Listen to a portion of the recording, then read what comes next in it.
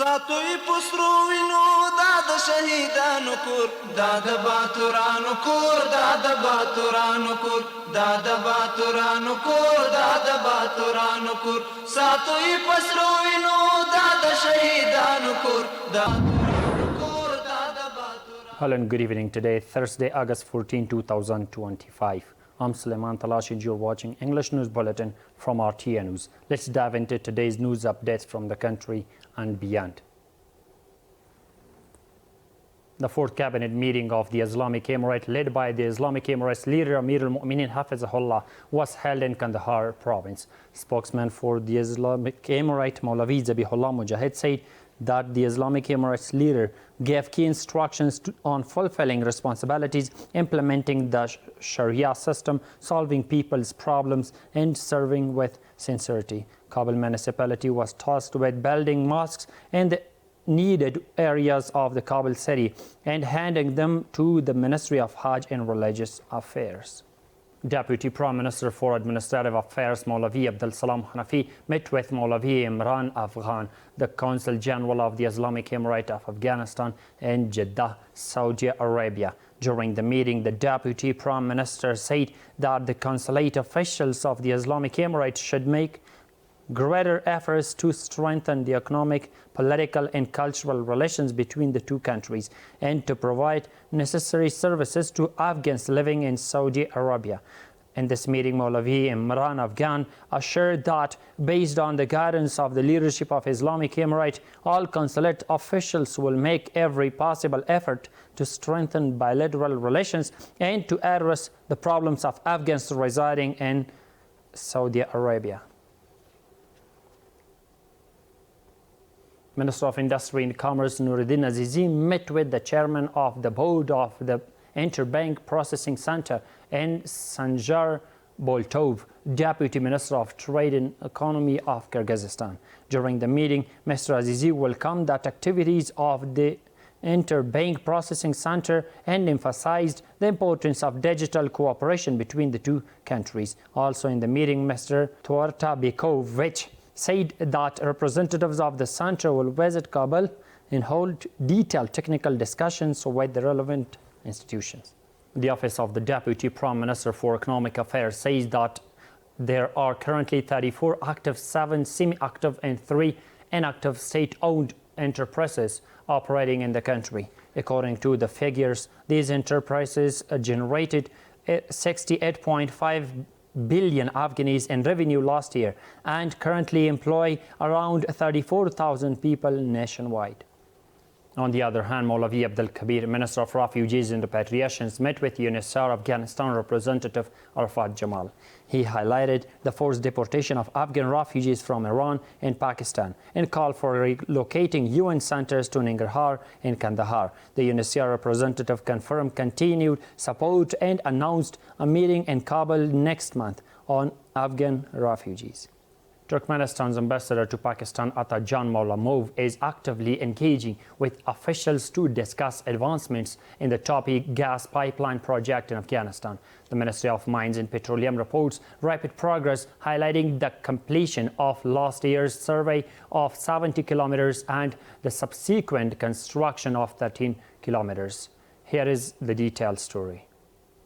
The Turkmenistan ambassador to Islamabad has held separate meetings with the Pakistani Minister of Finance and the Australian ambassador to discuss the progress of Topi project in Afghanistan. According to the Ministry of Mines and Petroleum, since the Topi project began in Afghanistan, 13 kilometers of construction have been completed and work is ongoing in other areas. During the past year, approximately 70 kilometers of the pipeline route were surveyed and the ground was leveled and prepared for its extension. Additionally, around 13 kilometers of pipeline have already been welded and extended. Economic analysts consider the Topi project a valuable source of transit and revenue for Afghanistan, noting that its completion will lead to the initiation of similar regional projects within the country. Once this project advances, it will move in parallel with other major regional projects like Kosa 1000, the railway line, and the fiber optic network. Many oil-rich countries, including those in Central Asia and even Russia, are awaiting the implementation of this project. As soon as it progresses, these other energy projects are expected to move forward alongside it. If implemented, especially with acceptance from Pakistan and India, Afghanistan stands to gain significantly. From transit revenues, gas and electricity transport to fiber optics, this project can generate millions of dollars for Afghanistan and serve its strategic and economic interests. The Topi gas pipeline is a crucial infrastructure project that transports natural gas from Turkmenistan to Pakistan and India, passing through Afghanistan. It spans 1,800 kilometers and runs through Herat and Kandahar in Afghanistan, reaching Quetta and Multan in Pakistan, and finally extending into Punjab in India. The pipeline has annual capacity of 33 billion cubic meters of gas. Overseas, Al Jazeera, citing Gaza's health ministry, reported that 8 Palestinians, including 3 children, have died from hunger and malnutrition in the past 24 hours. According to the ministry, this brings the death toll from starvation in Gaza to 235, among them 106 are children. The ministry also stated that in the past 24 hours, Israeli attacks have killed 123 Palestinians and injured 437 more. The Central Commission for Security and Clearance Affairs held a meeting on the occasion of the 24th of Assad. The regular meeting of the Commission, chaired by Deputy Minister of Interior Mullah Rahmatullah Najib, discussed commemorating the 24th of Assad. In the meeting, security forces were instructed to prevent any actions that could cause disturbance or harassment to the public on this auspicious day. The Minister of Refugees and Repatriation says that on Wednesday, Assad 22, a total of 4,847 Afghan migrants returned from Iran via the Islam Qala and Silk Road crossings. According to the ministry officials, during the same period, 1,908 Afghan migrants also returned from Pakistan through Torkham and Spinboldak border crossings along the Durand Line.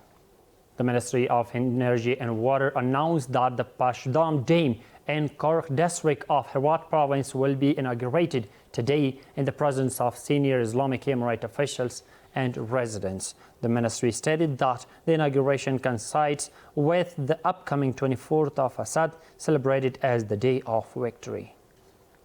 The construction of a small dam in the Shawalikot district of Kandahar province, valued at 35 million Afghanis, has begun. According to the Ministry of Agriculture, Irrigation and Livestock, this dam, which has a storage capacity of 4 million cubic meters of water, will provide irrigation for hundreds of acres of agricultural land once completed. And the final one reads that construction of water supply network worth over 5 million Afghanis has begun in the Kashkar-Rabat Sangi district of Herat province. The Ministry of Rural Rehabilitation and Development says that upon completion, nearly 300 families in the district will gain access to safe drinking water. That's all for tonight. Stay with us to stay updated. Thank you for watching. Have a great night. ساتوی پسروینو داد شهیدانو کور داد باتورانو کور داد باتورانو کور داد باتورانو کور داد باتورانو کور ساتوی پسروینو داد شهیدانو کور داد